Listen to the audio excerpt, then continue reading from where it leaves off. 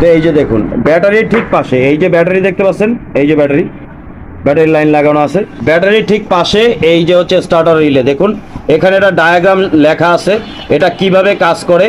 এই যে দেখুন এটা হচ্ছে এই যে এই পাশে দুটি তার হচ্ছে ইনপুট আউটপুট, এবং এটা এখানে একটা হচ্ছে বডি আর্থ এবং একটা হচ্ছে কিল সুইচের লাইন।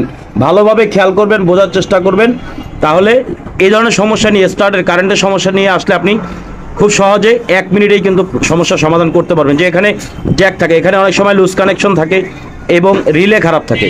রিলেটা কাজ করে কিভাবে? রিলে কাজ করে হচ্ছে কিল সুইচের সাথে। যখন আপনি চাবি অন করলেন, চাবি অন করার পরে যখন কিল সুইচ অন করবেন, এই যে কিল সুইচ, ইঞ্জিন কিল সুইচ যখন আপনি অন করবেন, তখন এই যে রিলে আছে, এই রিলে থেকে কিটকিট কিটকিট করে সাউন্ড দিবে।